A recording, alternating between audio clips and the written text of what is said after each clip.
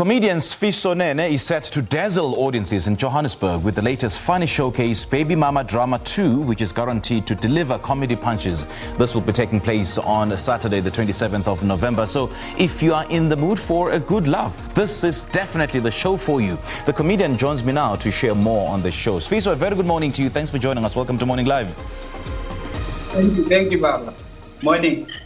Good to have you on the show, Sifiso. Now, you had the very first Baby Mama drama comedy show about 6 years ago. So why the long wait for the second one? I was waiting for more drama, Baba. I was waiting. Did you get more drama, though? I was watching your guys' drama, everybody's drama, trying to put together all the dramas so that I have a solid show. Are you winning, Chief? Actually, bruh. Are you winning? Are you winning with that drama? I did not think I was going to do this show again. So with this reoccurring Baby Mama drama over the years, I was like, no, man, let me do this show again and vent. You know, the best way I know how, by doing this show on stage again. I thought I was done 6 years ago. I was like, I'd seen all the Baby Mama drama that is there to be seen. Guarantee, I was lying to myself. Hey. There's part 2. Hey. Now I decided, you know what, let me do part 2 of the show. So, Sifiso, what could you have possibly not covered in your first show, and will definitely shed some light on this one time around? On the first show, I did not talk about the DNA test, which I think I should have. At the time as well, I don't think I had done so much observation on other people's lives. I was young, so my observation obviously is different now from that time. So I've been paying so much attention on other people's stories as well, listening and watching how people they deal with this co-parenting thing, which is not working out for some. And then from that out, then, you know, create new content. So I have a different view from that time. So it's going to be very different from the first one. And how long is the show, Sifiso, and what other topics will you be delving into? Okay, the show will take about 1 hour, 30 minutes. If it's too much, I must go on, I will go on. And then... Yeah? And then obviously, I'll talk about other things. The politics in South Africa. We recently voted. There's so much content there.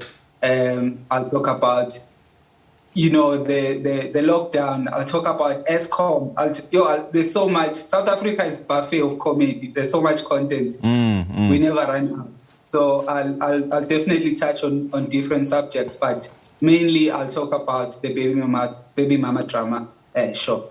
So, Sifiso, how do you prepare for a show like this? I mean, especially the kind of jokes that would fit for your audience. It takes time, eh?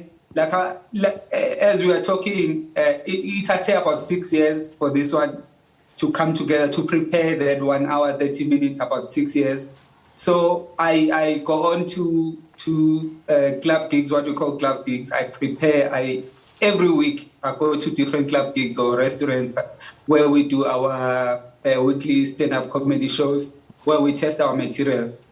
And then, you know, I polish it over time, perform it on big shows, and then eventually I've put together that material that works.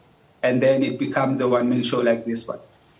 And through your years and experience in comedy, what gets the audience laughing, Sifiso? Relatability. Okay. Yeah, if people relate to what you are saying, then they will laugh at that. People don't want to laugh about mass or planet, what. They want to laugh at themselves about the issues that they're going through. Like Baby Mama drama, we all know the Baby Mama drama. It's either you have a baby mama who has drama, or you have a baby mama who has drama, or your brother has a baby mama who has drama, or your mother is baby mama. Like this, it's there. So as long as people can relate to what you're saying, then they will laugh at that. So do you think there's a common thread in all these Baby Mama dramas? Oh, there are so many. There are so many. There's so many common threads, bruh.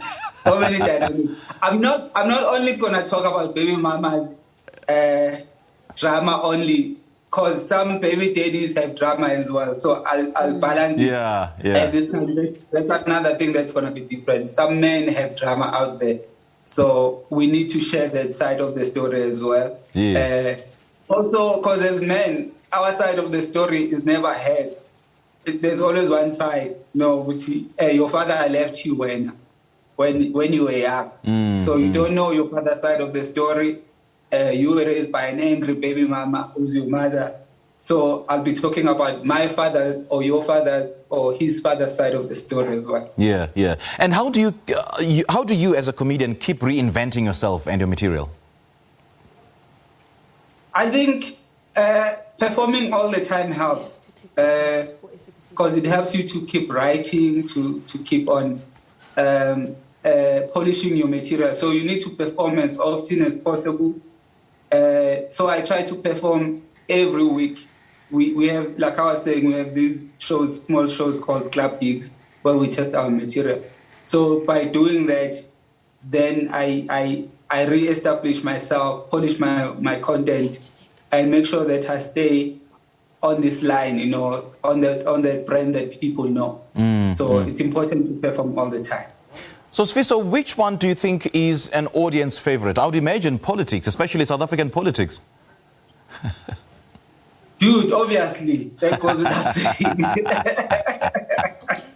The politics, definitely. Taxi drivers, definitely. That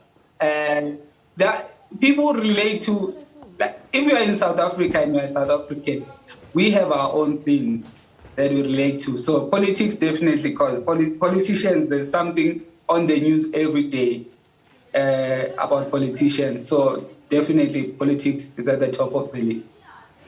Just like everybody else, I'm sure everybody experiences a bad day at the office at some point. Do you? Like, say you are in a comedy show, and then the audience is not so impressed with the jokes. How do you recover from that? How do you get moving? Sorry? How do you recover from that? Say your audience does not maybe enjoy your jokes, or they did not get the joke in the same way that you wanted them to get that joke. How do you recover from that? How do you get moving? Oh, okay. As a comedian, you must accept that at some point you are going to get embarrassed by your own jokes when they do not work. So that's why it's important to test your joke on the smaller audiences where there is a smaller disappointment. Isn't it a joke on its own, though, Sifiso? The fact that you are embarrassed by your own joke. It is a joke. Of course, it's a joke. It's a joke, my brother. But it's part of the game. If you are scared of being embarrassed as a comedian, then don't do it. Jokes are like that. They do not just work out of nowhere. You need to try them on people. And then, if they laugh, then good for you. But in most cases, jokes don't work. Most jokes that we tell, like there are a very few jokes from many jokes that didn't work.